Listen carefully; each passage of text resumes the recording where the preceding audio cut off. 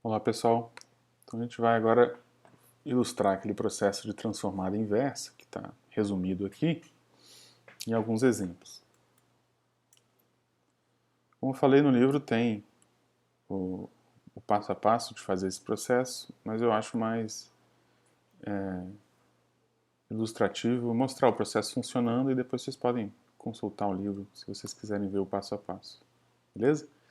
O que eu quero que vocês percebam, à medida que a gente faz esse processo de resolver com a transformada e depois fazer a transformada inversa, as vantagens da transformada, tá? A gente não precisa separar o problema no problema homogêneo, depois do problema não homogêneo. A gente não precisa achar a primeira solução particular e depois voltar para o PVI. Eu quero que vocês percebam que vai tudo junto e no final você resolve o PVI sem precisar substituir, sem precisar voltar nem nada. Essa é a primeira vantagem, é tudo homogêneo, né? Não é caso a caso. E a segunda vantagem é aquela que a gente fez bastante propaganda, que no processo todo, o processo vira algébrico. Você não tem que substituir, derivar, integrar, nem nada. As propriedades da transformada já está fazendo isso para você. Tá? Quando você aplica a transformada, você já está fazendo a integração, você já está fazendo integração por partes, tudo está lá nas propriedades. Tá? Nessas propriedades, em saber usar essas propriedades. Beleza? Então vamos começar com esse PVI simples, e agora, diferentemente da aula passada, que a gente tinha feito só homogêneo, vamos fazer logo um não homogêneo, vocês perceberem que não muda nada. Então você faz o quê? Aplica a transformada, tá? Em tudo, na EDO, dos dois lados. Agora vai ter a transformada do forçamento, que a gente sabe lá pela tabela de transformadas que a transformada dessa exponencial dá isso. Tá? Aqui você usa a linearidade, para ir quebrando a equação diferencial em pedacinhos menores. E aquilo que eu falei, uma vez que você já estiver bem acostumado com a transformada, você já pode pular direto daqui para cá, porque você usa a linearidade e depois você usa as propriedades de como é que você transforma derivadas. Beleza? Então não esqueça daquela sugestão, que eu acho é uma boa ideia, para não errar conta, que fazer a transformada da segunda derivada numa linha, transformada da primeira derivada na outra, não esquecer de multiplicar 6 por todo mundo. Tá? E o último que não tem, é só a constante que sai. E aqui é a transformada do forçamento. Beleza? E aí nesse estágio não substitui ainda as condições iniciais, só aplica direitinho a regra das transformadas. Tá? Percebe que para você não errar, né, o y0 sempre aparece aqui, depois o y'. Uma coisa comum é quando você transforma a derivada segunda, esquecer se aqui é y' e aqui é y0 ou vice-versa. Então é só você lembrar que as coisas ficam alinhadas.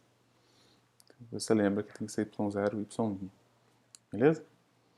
Então a ideia é mesmo transformar em algo algébrico, né? Foi a ideia desde o começo. Então você tem que tomar cuidado com a álgebra, senão também não vai ter adiantado nada. Beleza? E aí, agora que você aplicou as regras e aplicou as propriedades, agora sim substitui as condições iniciais, tá? Essas duas igual a 1. Cuidado com o sinal, que aqui é sempre menos. Então aqui fica menos 1 aqui, menos... aqui é menos 6. Por que é menos 6? Não é menos 1? Opa, olha o 6 aqui. Olha a álgebra aí. Então, 6 vezes menos 1. Beleza? E aqui a outra é 2. Então aqui é menos 2. Mas tem esse menos evidência, então aqui fica mais.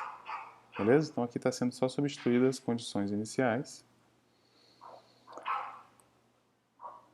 Então, agora esse PVI, tudo, com condição inicial e tudo, ficou embutido nessa equação algébrica aqui.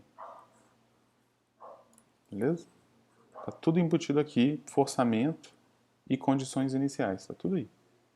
Tá? E aquela história de sempre, né? Aqui a gente não consegue isolar o y. Porque tem as derivadas, não dá para isolar e dividir. Agora aqui não tem mais derivada, e aqui dá para isolar o L de Y. Quem é o L de Y? Como é que você isola? Primeiro junta tudo que está multiplicando o L de Y, S ao quadrado mais 6S mais 9, que não por acaso é o polinômio característico aqui, tá? Mas sobrou algumas coisas a mais, que vem tanto do forçamento, tá? Então é legal vocês perceberem de onde vêm essas coisas. Esse cara aqui vem do forçamento. Deixa eu fazer ele de outra cor. Não, vou fazer de vermelho mesmo. Esse cara vem do forçamento e esse cara vem das condições iniciais, tá? E esse cara vem do polinômio característico. Então, se eu mudar as condições iniciais do meu problema, vai mudar aqui. Só aqui. Se eu mudar o forçamento, vai mudar aqui. Beleza?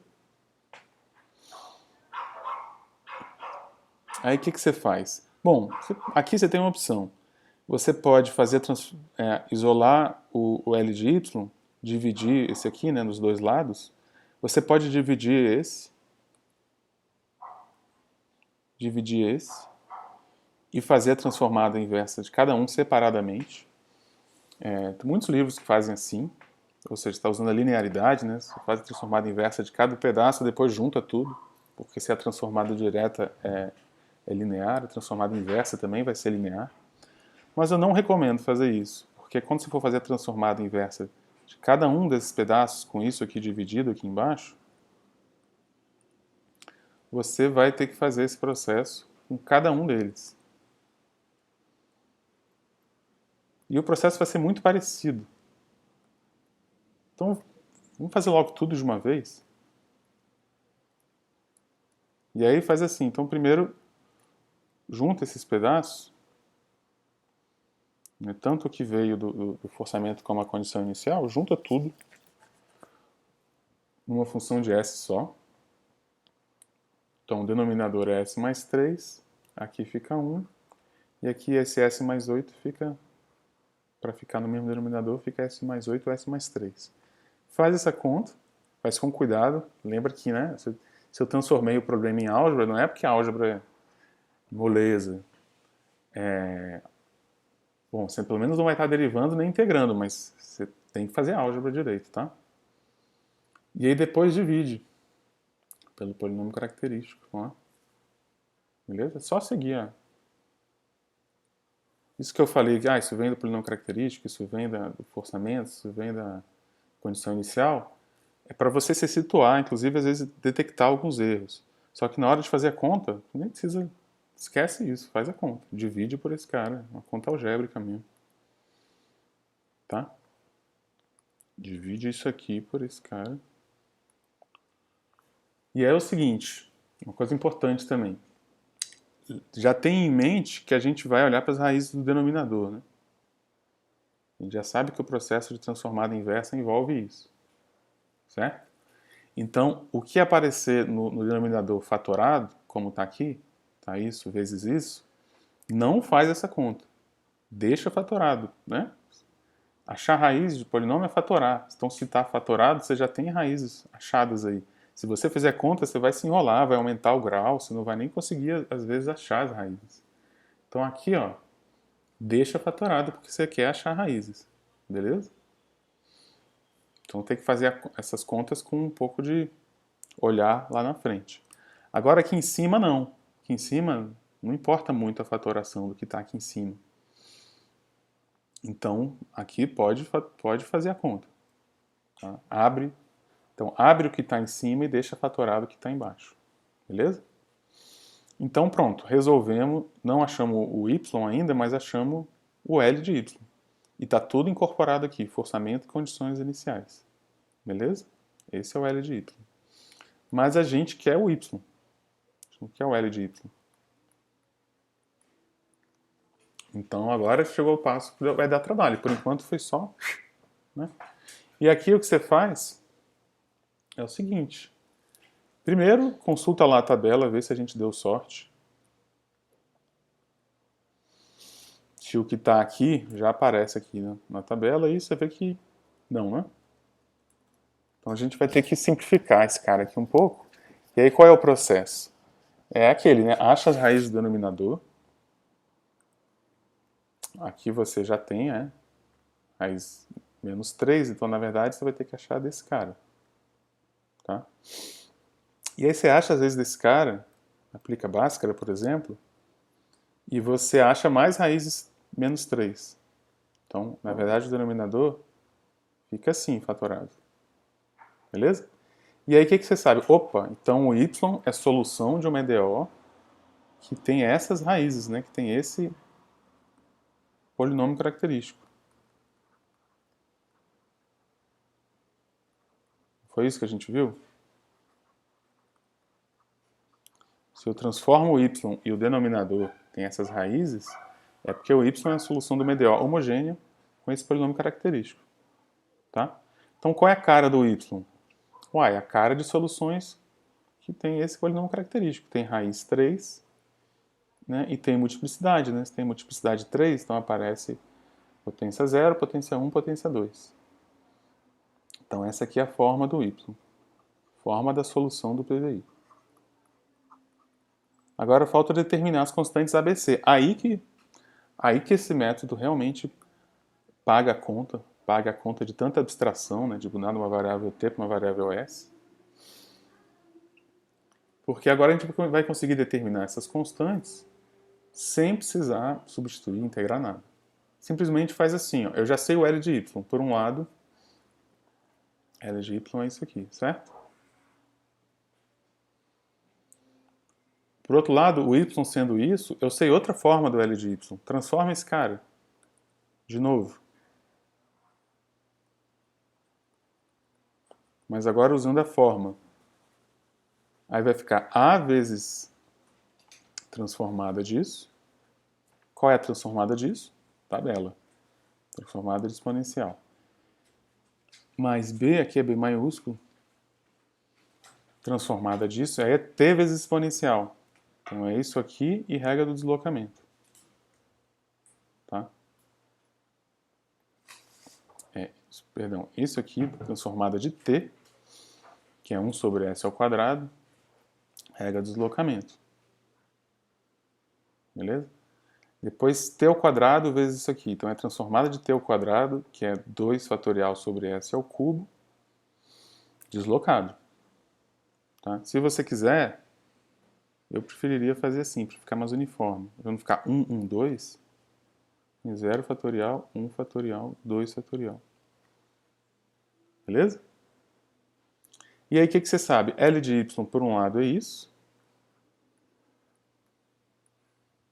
Por outro lado é o nosso cara original. Isso aqui é uma equação algébrica. A partir dessa equação algébrica você determina um ABC. Tá? Só tem... E se tudo for feito certinho, só tem uma solução para ABC. Existe uma e só uma. Como é que você acha o ABC? Aí é parecido lá com frações parciais. Você usa essa equação algébrica, e a melhor maneira de lidar com essa equação algébrica é primeiro eliminar o denominador. Como é que elimina o denominador? Multiplica todo mundo por esse cara. E aí ele some daqui. Aqui fica... Aqui corta só uma vez a potência. Aqui corta duas, fica S mais 3. E aqui corta tudo, mas não esquecendo desse 2, que é um erro comum e um erro fatal. Tá? Então, multiplicar os dois lados pelo denominador, a gente obtém isso. E aí, ó, ficou a determinar o ABC, você vai determinar por igualdade de polinômios. Tá? Tem alguns métodos para fazer isso. Por exemplo, você pode chegar aqui e substituir o S igual a menos 3, e aí você determina o C, mas aí você tem que fazer essa conta com menos 3. Enfim, você pode derivar isso em relação a S para assumir com essa constante e determinar o B. Tem maneiras de fazer isso. Quem lembra lá de frações parciais deve lembrar de algumas maneiras. Uma maneira que sempre funciona, às vezes ela dá um pouco mais de trabalho, mas está garantido que funciona, é a maneira que está feito aqui, está feito nas listas. Não é a única maneira, tá? Tem outras maneiras de determinar ABC. Mas a maneira assim que garantido que vai funcionar é igualdade de polinômios. Então, para você fazer a igualdade desse cara com esse, você tem que igualar os coeficientes de mesma potência, né? Então aqui estão potências de S, escreve isso como potência de S. Abre primeiro esse quadrado. Então, uma sugestão, pessoal, quando for fazer essas contas, faz passo a passo, tá? Porque senão vai ter perdido todo o trabalho que a gente teve com essa abstração numa besteira que é, não, vou fazer essa conta rápida. Faz devagar, que a ideia é transformar em álgebra, e álgebra você fazer limpo, tá? Abre esse S mais 3 ao quadrado, dá isso aqui, e depois junta todo mundo que vem de S ao quadrado, é só o A. Todo mundo que vem de S, tem o 6S, tem o B. E todo mundo que é constante. Então tem o 2C, vou ver esse aqui de cima.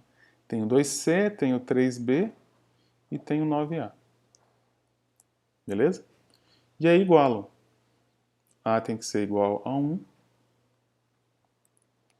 6A mais B tem que ser igual a 11. E esse constante com esse constante. Beleza? E aí determinar o ABC vai ser resolver um sistema linear, que inclusive nesse caso está escalonado, né?